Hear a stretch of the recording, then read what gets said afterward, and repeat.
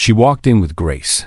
They treated her like staff, but her son had other plans. The valet had barely opened the door before Gloria Samuels stepped out of the sleek black Lincoln Navigator. Clutching her leather purse, she moved with quiet elegance. She didn't wear flashy brands, but everything about her reflected class. Clean lines, neat seams, and a dignified grace in every step. Her wide-brimmed white hat, complete with a ribbon that matched her shoes, was the kind her late husband always admired. The Greenwich Country Club sat under a flawless blue sky. Her son, Derek, had told her this would be a simple lunch. Just come, Ma, no big speeches. Just a quiet toast after the signing. He'd said she was proud of him, of the logistics empire he built from a single Trenton warehouse into a national force. And now, it was joining the elite Hathaway Group. Old money, deep legacy. None of that mattered to her. She was there to support her son, as Gloria approached the marble steps. A woman in a navy uniform stepped in front of her, blocking the veneer path. "Excuse me," the woman said without a smile. "Deliveries and staff use the back entrance." Gloria paused, slightly confused. "I'm here for lunch with my son, Derek Samuels." The woman didn't budge. "Yes, well, if you're with catering or staff, policy says to use the rear access on the left." Gloria exhaled slowly. This wasn't the first time someone had made such assumptions, but it still hurt. "I'm not staff. I'm a guest," she replied.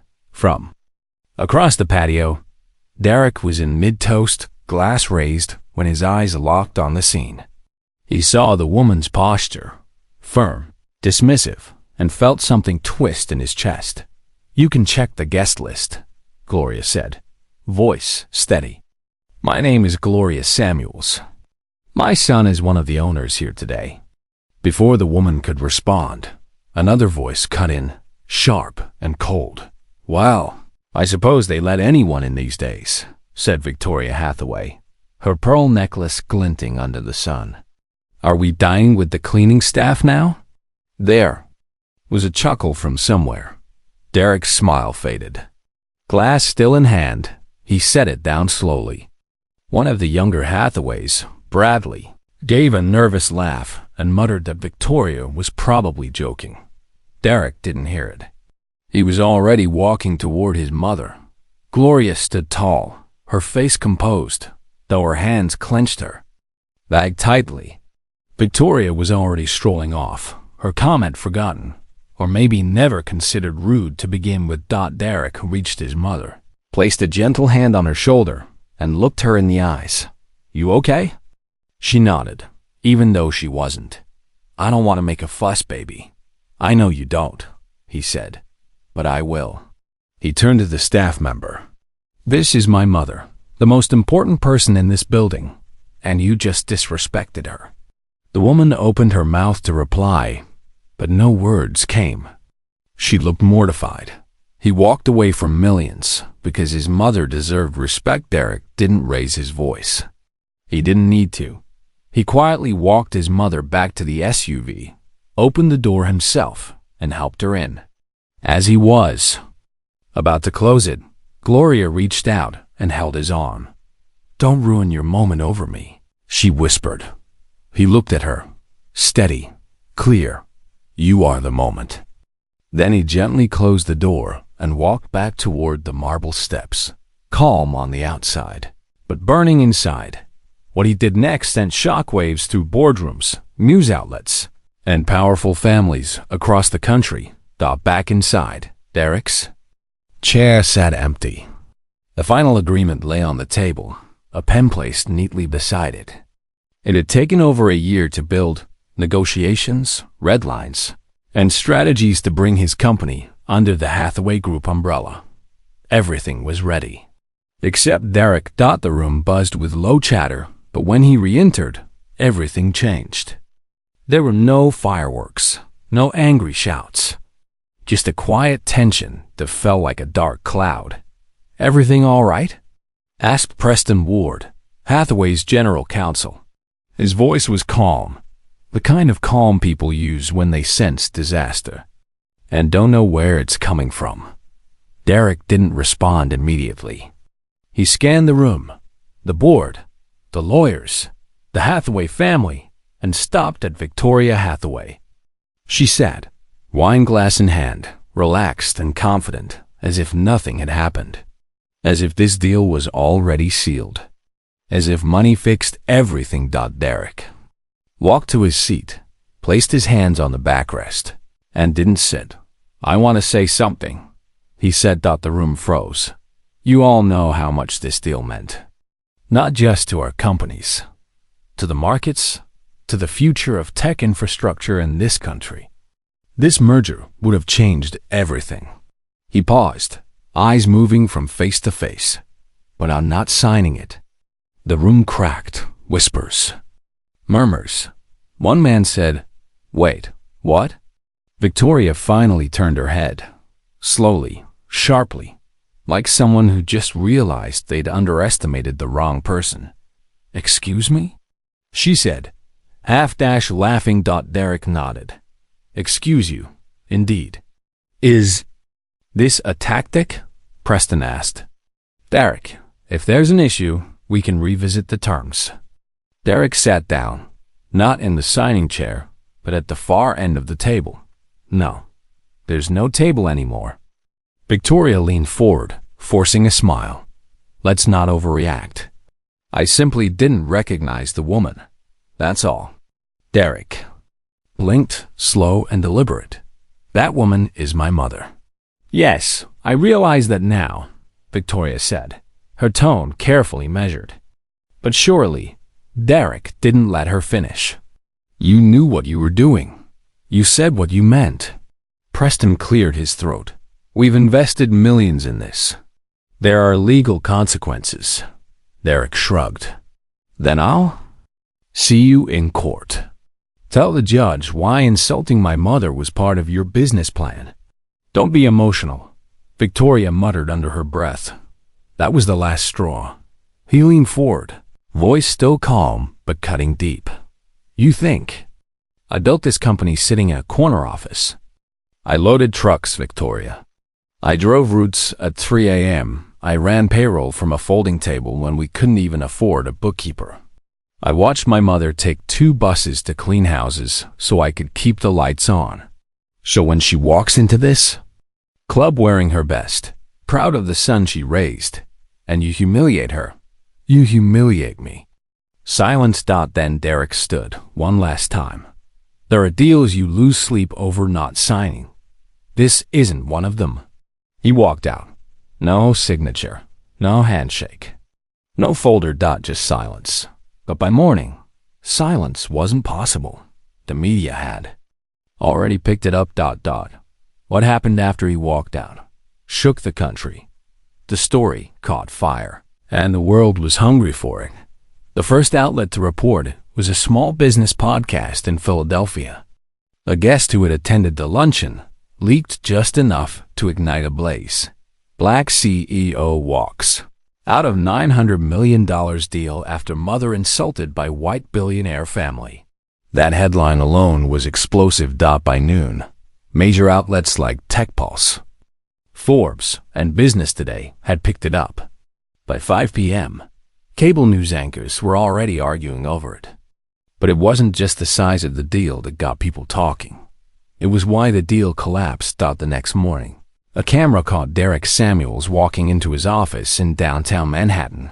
No sunglasses, no bodyguards, just a coffee in hand and a nod to the receptionist, the same way he always started his day. "Was the Hathaway comment the reason you canceled?" One reporter shouted. "Do you regret walking away from $900 million? Asked another. Derek didn't say a word, not yet. Inside, his team was already overwhelmed. Phone lines were ringing off the hook. Some investors were confused. Others were outright furious. But something unexpected was happening too. Thousands of emails were pouring in. Warehouse workers, school teachers, executives, veterans, people from every walk of life had one thing to say. Thank you. Thank you for not letting that slide. That afternoon, Derek called a press conference. There were no banners, no PR setup. Just a folding table, a mic, and 20 reporters squeezed into a room meant for 10. He looked tired, but firm. I didn't cancel the deal because of money, he began. I canceled it because the moment you tolerate disrespect, it spreads. I wasn't raised that way. And I'm not going to build a future on silence. A CNBC journalist asked if Victoria Hathaway had, in fact, made the comment. Derek didn't blink. Double quotes yes. Loud enough for people nearby to hear. Loud enough for my mother to feel it. Another reporter chimed in. Some would say that's not a good enough reason to walk away from a company-defining deal. Derek nodded. Depends what kind of company you're trying to define. The room went silent. He didn't speak long. He didn't need to. Respect isn't negotiable. And if we start trading that for contracts, we've already lost. Then, just like the day before, he walked out. But outside that room, the world had changed. Clips of his speech hit TikTok, X, formerly Twitter, and YouTube within hours. A former Hathaway employee shared how she'd once been told to use the service elevator during a charity gala. A Latinx caterer recalled being asked to remove her apron before entering the main lobby. The stories poured in, and people listened. Derek hadn't meant to start a movement. He was just standing up for his mother. But sometimes, that's all it takes. One person standing firm so others can find their footing. Meanwhile, inside the Hathaway group, panic had set in. An emergency board meeting was called. Victoria sat at the table, stone-faced. Her oldest son, Clinton Hathaway, absent for most of the talks, finally spoke. Do we have to issue an apology? Victoria scoffed. I don't apologize to people who overreact. You insulted the man's mother, Vic, someone snapped. In public. During a deal signing. What did you think was going to happen? We've said worse to each other in this room, she argued. Clinton muttered under his breath. But it wasn't about what they said in private. It was about what the world had now seen. The numbers told the story. Stockholders began asking questions.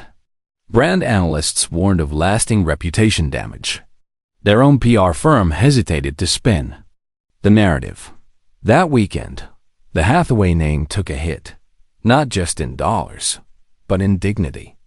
What once passed as old money class was now being re-examined under a harsher light.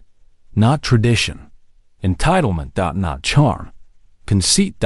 And while the Quinta, Hathaway scrambled to contain the damaged tossed of principle and the pressure that followed. Derek may have won public admiration, but inside his own walls, a different kind of pressure was building.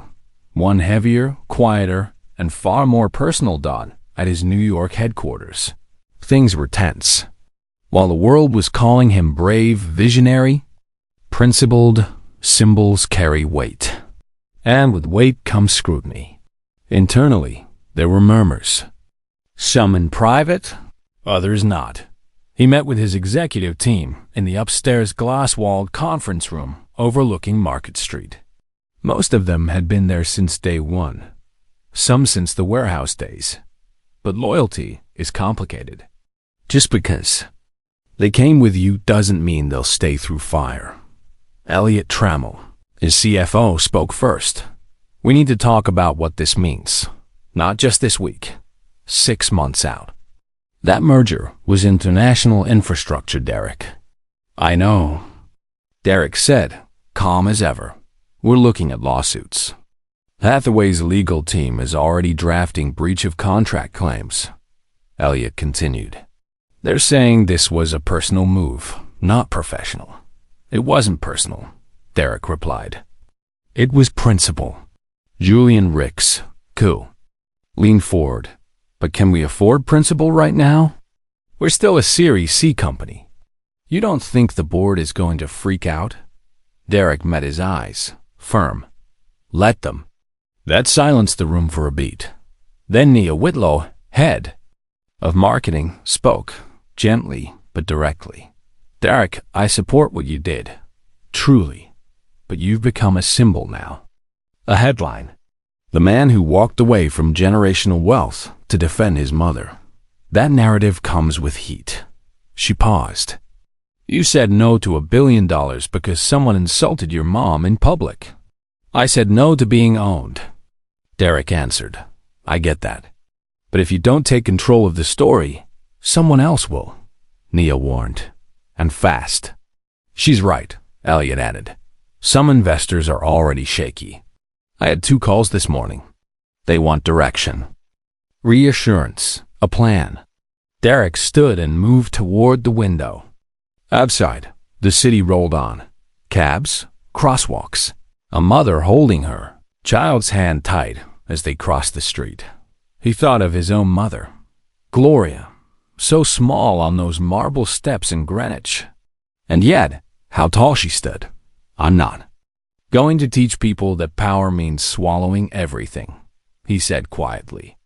Not here, not in my company, and not for a check. Julian leaned back, frustrated. Okay, but what if we collapse because of this? Derek turned, calm and certain. Then we rebuild. But at least we won't rot from the inside. Silence. Followed. Then, slowly, Nia nodded. Elliot followed. Even Julian, after a long breath, gave a reluctant shrug. We'll hold, Elliot said. For now. They didn't all agree. Not completely. But something shifted. Maybe respect. Maybe fear. Maybe both. But outside that room, not everyone was ready to stand by Derek. Especially not those who had been counting the zeros in that deal. 2 days later, Derek's phone buzzed. A text from his cousin and co-founder, Theron Ingram. We need to talk. Face to face. They met at a small diner in West Orange, same booth where they'd once sketched their first business plan on napkins. Darren was already seated, coffee in hand, when Derek slid into the seat across from him. When principle costs you everything, even your own circle. I heard from Monroe Bank this morning, Darren said, wasting no time. They're freezing our credit line, the one we needed for the West Coast expansion. Derek nodded. I figured they might. Theron stared at him. You figured? Derek, we were right there. This wasn't just a random payout. This was our generational leap, our kids' future. Derek met his gaze. And I wasn't going to let that future be built on my mother's humiliation. Theron shook his head, his voice hard. Did you ever stop to think maybe that was her fight to pick, not yours? Derek leaned in, calm but sharp. She wasn't fighting. She was being stepped on. Theron sighed, the weight of their years together thick in the air. This isn't Trenton anymore. You made a decision for all of us, without asking. And now people are saying you only did it for attention.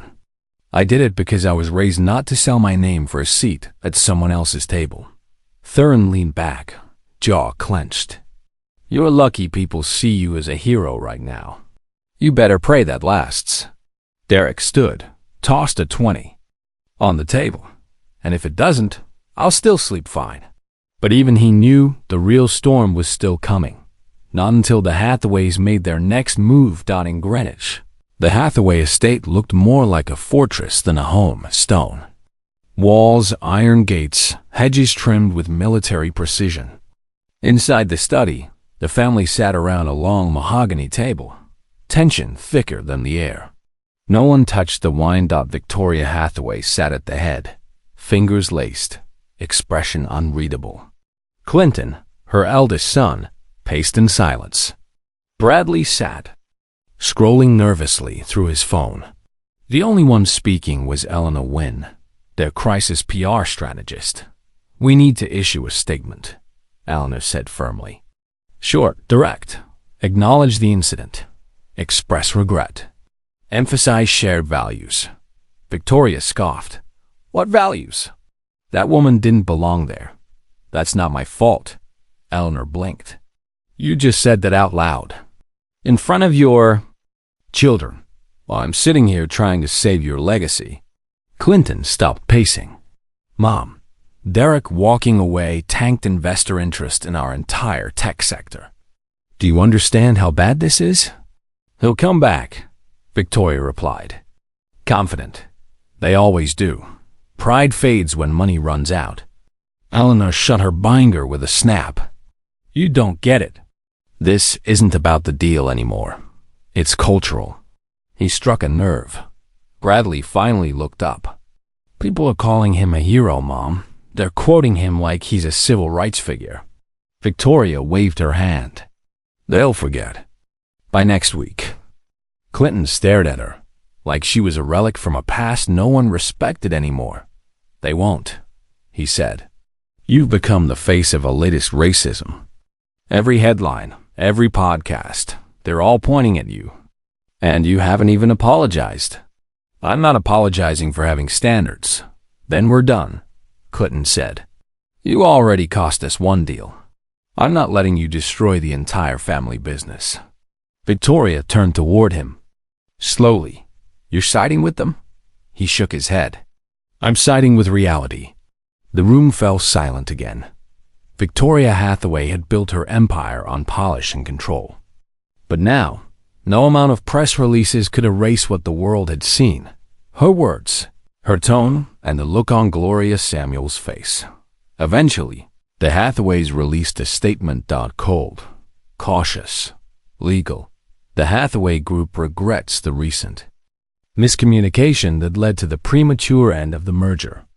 We continue to uphold values of inclusion and mutual respect.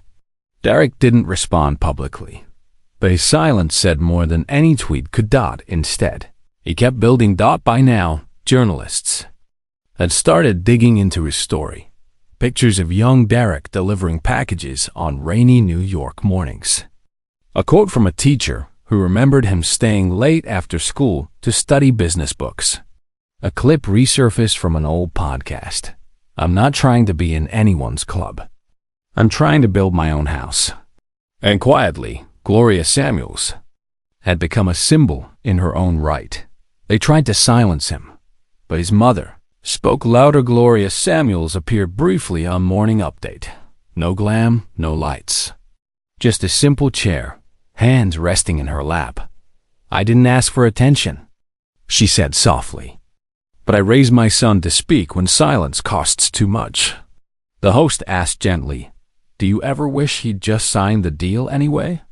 She smiled, warm, steady. Some money comes with chains. And I'm too old to wear chains. The clip exploded online. Influencers stitched it. Entrepreneurs quoted it at conferences. Quietly, corporations began distancing themselves from Hathaway partnerships, not because of Derek, but because of what Victoria now represented. In an age where reputation spreads faster than facts, perception becomes reality, and that reality was shifting. Derek didn't gloat. He worked. He met with partners, onboarded new staff, and every Sunday, he brought his mother gardenias and banana pudding from the same bakery she used to walk to in Trenton. But just as the dust was beginning to settle, an unexpected call pulled him back into the storm. It came at 8:03 p.m. on a quiet Wednesday night. Derek was alone in his office, going over next quarter's projections. The halls were dim, janitorial staff humming in the background. He almost ignored the call, blocked number, but something told him to pick up. Mr. Samuels, said the voice, sharp, raspy, like someone who'd smoked for years, but recently quit. I'm not calling to cause trouble. I'm calling because you need to know what they're planning. Derek sat upright. Who is this? I worked for the Hathaways. 15 years on their legal acquisitions team. The voice continued. You're not the first name they've tried to erase when things got uncomfortable. Erase? They're prepping a countersuit. They're digging into your early filings, your first funding rounds, trying to paint you as unstable, unpredictable.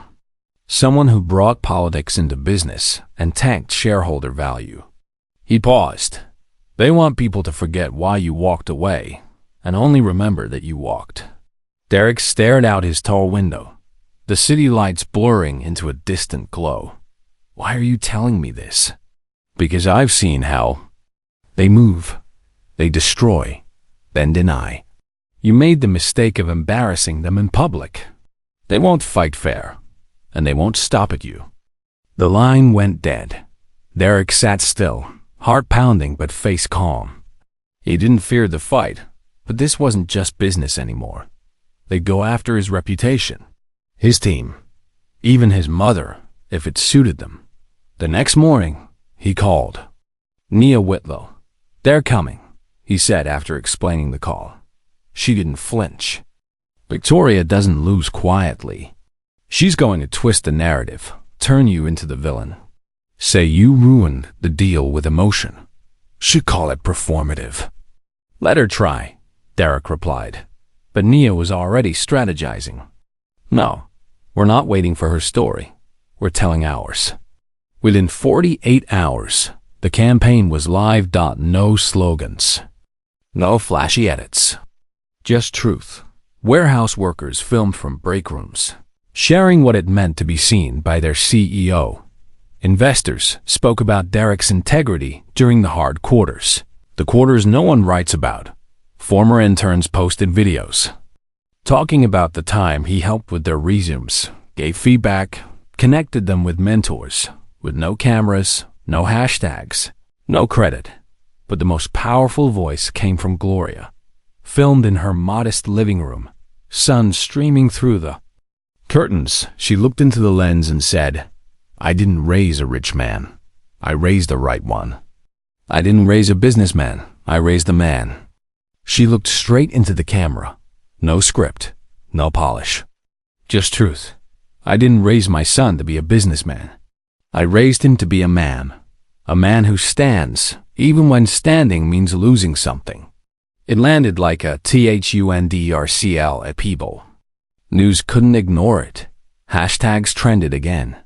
And just like that, the Hathaway strategy, the veiled accusations, the quiet attempts to discredit Derek began to crumble. But they didn't stop. 1 week later, Hathaway Group released documents hinting that Derek had violated early partnership clauses during a 2020 deal with Straightest Line Logistics. The implication was clear. He had a history of walking away from commitments. But the same day, Straightest CEO Leonard Greer went public. Derek walked away because he wouldn't let us cut wages for our drivers. I wish I'd had the backbone to do the same. And just like that, it backfired.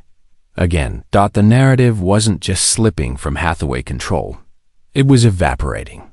Every attempt to reframe the past only magnified the one thing they still refused to do: apologize. Inside the Hathaway estate, the air had grown cold. Contracts were drying up. Invitations disappeared. A museum board quietly removed Victoria from her honorary seat. Still, she didn't blame herself. It's a fad, she snapped at Clinton over breakfast. Social media outrage. It'll fade. Clinton shook his head. It's not fading, Mother. It's building. Because you never once said you were wrong. Victoria took a sip of her coffee, bored. And I won't. Clinton stood. Then the family business doesn't need you anymore. She didn't respond. But for the first time, her hands, always so still, trembled. Just slightly. While the Hathaways were losing ground, Derek was facing something deeper. A moment not about money, but legacy. He stood in his mother's backyard in Trenton, watching her trim basil from the small planter box they built 2 summers ago. The evening sun cast a soft orange glow across the grass. Gloria wore one of her older church dresses, faded, but perfectly pressed. She didn't say much, just moved slowly, methodically, like the chaos of the last few weeks hadn't touched her. But Derek knew better. "Ma," he said, eyes fixed on the horizon. "You all right with all this attention?" She didn't look up. Attention, don't bother me. But I know what comes with it. What do you mean? She snipped another leaf and placed it gently into the bowl on her hip. They don't like it when we walk out the room with our heads high. Makes them feel small. So they try to make you feel smaller. He sat on the porch steps, there, still spinning it, acting like I blew up the deal over nothing. She finally looked at him. You know it wasn't nothing. And anyone who says that don't know the cost of respect. He nodded, quiet for a beat. Theron's still upset. He said, feels like I took something from the family. Gloria walked over and sat beside him on the steps. Baby, every family's got their storm. But if you bend in the middle of it, what do you hand down to the ones that come after you? He swallowed hard. I just wanted to protect you. You did, she said. But it wasn't just about me. It was about what you represent now. Don't run from that. Later that night, back in his Jersey City apartment, Derek sat alone. A news segment replayed clips from his press conference. He cringed at the sound of his own voice. Too measured, too polished. Not how he grew up talking. But now, the world listened to everything he said like it was doctrine. His phone buzzed. A message from Leonard Greer, CEO of Stratus. DC Council wants to speak with you. They're building a panel on ethical business leadership. You'd be leading it. Derek stared at the screen. He never asked for this. He just wanted to build something that lasted. Something honest. He didn't want to be a symbol. But some stories choose you by now. Derek's story was becoming bigger than he ever intended. Bigger than the Hathaway fallout. Bigger than a broken deal. It was turning into a movement. And with that came pressure. The kind he hadn't planned for. The next morning, Derek met with Nia and Julian again. The air in the room had changed. No more heated debates. Just tired eyes and DPX. HLES. Julian broke the silence. We've stabilized. That's the good news. Nia nodded. And the noise? It's helping, not hurting. 3 mid-sized logistics firms want to partner. Quietly, but they're reaching out. Because we stood for something, Derek said. Because you stood for something. Nia corrected gently. Derek paused, thoughtful. Now they want me to speak for it, he said. Sit on ethics panels, lead business reform groups. Become the face of this new wave. Maybe that's what comes next, Julian said. You already built the business. Now build the voice. But Derek looked unsure. He never wanted to be a symbol. Symbols get worshipped or torn down. And neither felt like a life he wanted to live. Still, he knew silence had its cost. He picked up a dry erase marker and walked to the board. No speech, no fanfare. Just numbers, timelines, expansion plans. The next phase. Let's scale without them, he said. Let's prove we never needed that deal to begin with. Nia smiled. Now that's the Derek I remember. Julian chuckled. Took you long enough to show back up. But Derek wasn't done. He pointed at the wall calendar. Next week. I want to hold something here, not a press conference. Something real. A community day? Nia asked. No, Derek said. A family reunion. The kind where everyone gets a plate, no matter where they came from. But before the planning could begin, a letter arrived. It didn't come by courier or official channel. Just plain white envelope. No return address. Just his name, typed in neat block letters. He didn't notice it at first. It was buried between vendor invoices and supply orders. He opened it hours later, when the office had gone quiet. The night cleaning crew humming somewhere in the hallway. Inside was a single page, handwritten in clean cursive. The loops and curves were careful, like someone had practiced each line. Mr. Samuels, you don't know me, but I know who you are. My father was the groundskeeper at Hathaway Ridge from 1985 until he passed in 2009. He raised me and my 2 sisters on that job. Woke up before sunrise, never complained. He taught us to be proud, even when we were invisible. I saw your story on the news, and I cried. Not because I was surprised by what happened to your mother, because I wasn't, but because, for once, someone said no, and meant it. You reminded me of my father. He never had your platform, but he had your spine. I just wanted you to know. Not everyone forgets where they came from, or who they stand up for. With deep respect, Camille Pierce Derek read it twice, then folded it gently and laid it on his desk. The name. Camille Pierce thought it stirred something. He searched his inbox. Checked LinkedIn. Nothing. Just a letter. That night, over dinner, he shared it with his mother. She set her fork down, eyes distant. Camille, she said, that was my father's groundskeeper. Tall man, quiet, kind. She smiled faintly. He used to bring us lemons from the orchard by the back fence. And in that moment, Derek understood something deeper. This was never just about a merger. It was about memory. It was about legacy. And the strength to stand. Even when standing costs you everything. Because when you carry your name with pride and refuse to trade it for silence, you don't just change your story. You change the ones that come after. Sometimes the most important stories aren't told on stages. They're lived in silence. She said I reminded her of him, Derek said softly, pushing greens around. On his plate, Gloria looked thoughtful. Funny how truth finds its way to you. Doesn't matter the route. Derek nodded but didn't speak. He didn't need to. Camille's letter had settled into him like a stone, not heavy with regret, but with meaning. There was something grounding in knowing his choice had echoed behind the gates her father once walked through. Back when his own name had no weight at all. The next morning, he asked Nia to find Camille, discreetly. 2 days later, she called. Found her, 4th grade teacher in Harrisburg. No social media. Lives in a small apartment. Rescue dog. She didn't expect you to write back. I want to visit her, Derek said. Should I call ahead? No, he replied. I'll knock. 2 days later, Derek stood on a quiet stoop in Harrisburg with a paper bag from a local bakery and something rare in his chest. Nerves. Camille answered after the second knock. Mid-40s, brown ponytail, school district sweatshirt. She froze. When she saw him, I'm Derek, he said, holding up the bag. And this is banana bread. Thought maybe you were tired of people only showing up when they want something.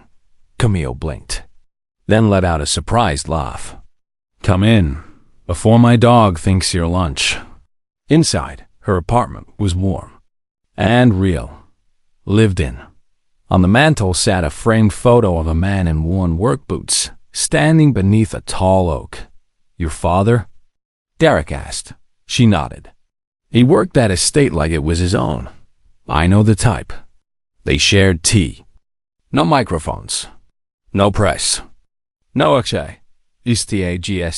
Just stories. She told him how her father refused to call the Hathaways sir or ma'am. How he brought home old invoices and contracts and taught her to read with them. How he saved every check and never once stopped showing up, even when he was invisible. He'd have liked you, she said. Not because you made it big, but because you knew when to walk away. They talked for 2 hours, and when Derek rose to leave, Camille handed him an old photo. Her father, rake in hand, quiet pride on his face, for when the world gets loud again. She said. Derek thanked her, tucked the photo into his jacket pocket, and walked back to his car. Because sometimes the most powerful reminders don't come from interviews or speeches. They come from handwritten notes. And old oak trees. And lives that no one ever put on a podium. But life, as always, had one more test. It came with a voicemail. Just a soft, professional voice from a nurse. No emergency. Just asking you to call back when you can. Gloria had fainted, briefly, during her weekly Bible study. Just a precaution, they said. She was taken to Capital Care Medical Center in Trenton. Derek didn't wait. He walked out of a meeting mid-sentence, grabbed his keys, and hit the turnpike, his jaw locked and heart pounding. By the time he got there, Gloria was sitting upright in a hospital bed, sipping ginger ale with mild annoyance, like someone who had errands to run. "I told them," she said with a mock glare. "I just stood up too fast, but knew they had to run every test known to man." Derek exhaled, a slow, tight laugh escaping his chest. And as the beeping monitors faded into the background, he sat beside her, this woman who had never asked for applause but had shaped an entire legacy by simply refusing to bow. Not to wealth, not to insult, not even to time. He'd become the man he never set out to be. Not a symbol, not a leader, just a man who stood up, even when it cost something, even when the world got loud, even when no one was watching. From protest to purpose, the legacy she built. "I just stood up too fast," Gloria said as Derek entered the hospital room, her tone light, like always. Didn't need all this fuss. But Derek saw what the nurses didn't. The faint tremble in her hand as she set her cup down. The weight in her eyes that even ginger ale couldn't mask. He sat beside her and gently held her wrist, his fingers steady over her pulse. "What did the doctor say?" Gloria sighed. "That I need to slow down, take my iron pills, eat more greens. Same thing I tell you." He smiled, but the knot in his chest didn't loosen. Minutes later, Dr. Maylin entered. Young, sharp, and clear-spoken, but with a soft kindness in her voice. "Your mother's vitals stabilized quickly," she said, "but we'd like to run one more test. Her blood pressure's fluctuating more than we'd like. She hasn't had a full cardiac workup in a while." "I feel fine." Gloria waved her off. Derek looked at the doctor. "Run the test." The results came over the next 2 days. Nothing catastrophic, but flags, a leaky valve, mild arrhythmia, iron deficiency. Not urgent, but not to be ignored either. The message was quiet, but clear. Life doesn't wait forever. That night, they sat in her hospital room watching reruns of Sanford and Son. The laugh track buzzed faintly. In the background, the soft whir of machines filling the space between them. "You've done good, baby," Gloria said, still watching the screen. Derek chuckled. "Did you just call me baby in front of the nurse? I brought you into this world. I get to call you whatever I want." He smiled, but didn't laugh. "Not fully. I'm not done yet," he said. "I know," she replied. "But don't wait too long to live." The words hit different this time, like they'd been waiting. He turned to her, really looked at the deep lines shaped by years of sacrifice. The woman who never asked for attention, yet became the quiet heartbeat of a national conversation. "I've been thinking," he said, "about what you told me, about not handing down silence." She turned to him. "I want to start something. A foundation for workers, drivers, warehouse crews, their families. Real support, health screenings, childcare, tuition help. Not just brochures and buzzwords. Action." Gloria's lips curved into a soft, proud smile. "That sounds like you. I want to name it after you." Her eyes welled. She coughed, trying to hide it. "You don't have to do that." "I do," Derek said, "because you built me." Few weeks later, the Gloria Initiative was launched. No red carpets, no flashy ads, just a clean website, a quiet launch video, and early partnerships with 3 nonprofits. It caught fire anyway. Local news picked it up. National. And just like that, the conversation shifted from outrage to opportunity, from calling out broken rooms to building better ones. At the first Community Day event, Derek stood under a white tent beside a long folding table. Food trucks lined the parking lot. Children darted between face painters and book giveaways. Warehouse workers, once worried about layoffs, now stood with families, eating barbecue and talking about college plans. Derek took the mic for just a moment. I turned down $900 million, he said. People said I was crazy. But this, he gestured around him, this is worth more than any check. The crowd clapped.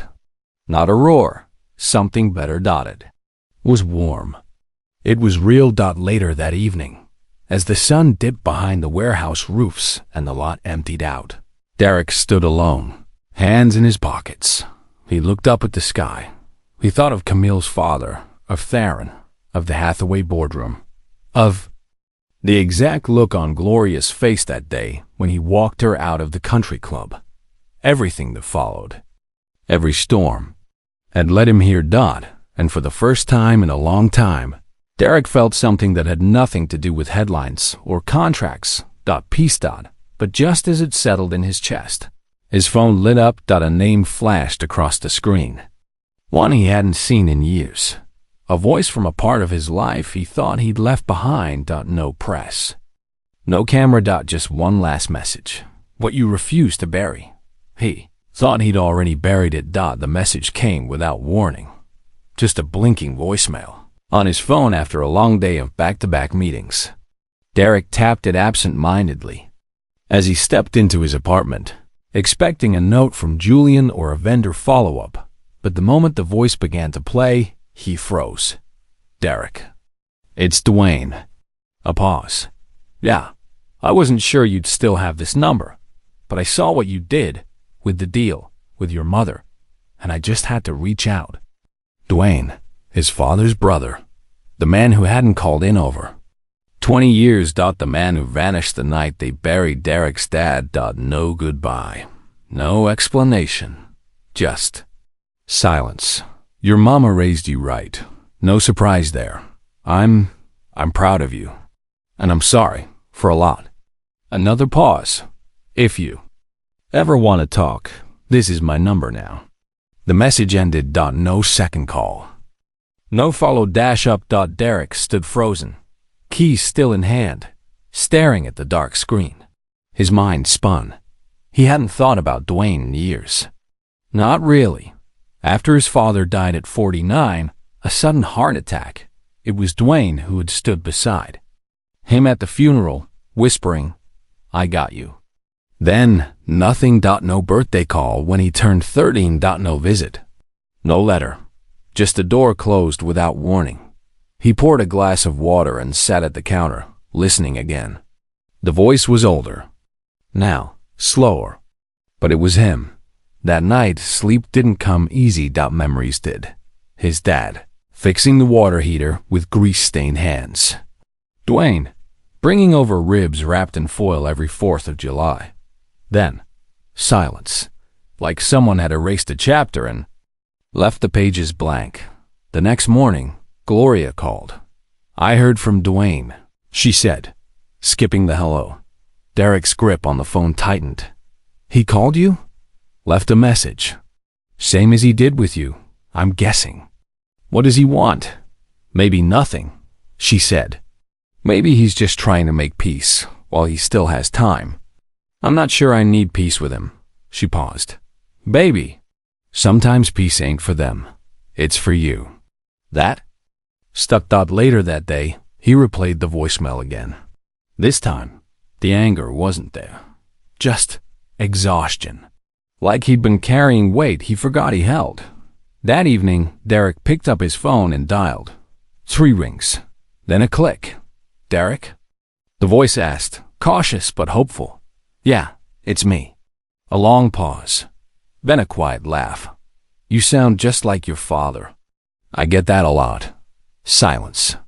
Then, I'm not calling to explain away the silence. I was a coward. After your dad passed, I couldn't look at anything that reminded me of him. And you were a mirror. Derek didn't interrupt. I left, Dwayne continued, because it felt easier than staying and failing you. Derek's voice was quiet. I didn't need you to succeed. I just needed you to stay. Dwayne's voice cracked. I know. I know I let you down." They spoke for 15 more minutes. Not about money, not about betrayal, about fishing trips they never took, about Derek's high school football games. About how Dwayne had been following his career silently all these years. When they hung up, Derek didn't feel healed, but he felt lighter. At a team retreat later that week, Derek shared the story. "Forgiveness," he told his staff, "isn't approval. It's just refusing to let bitterness take up all your space." Some nodded, others smiled, and a few understood more deeply than they let on. As the event ended and people trickled out, a young intern jogged to catch up with him. "Mr. Samuels," she said, breathless, "I just wanted to say thank you. My dad always told me that no one in business keeps their morals, that it's all about the money." She hesitated, then smiled. "You proved him wrong." Derek smiled back. "No, my mother did."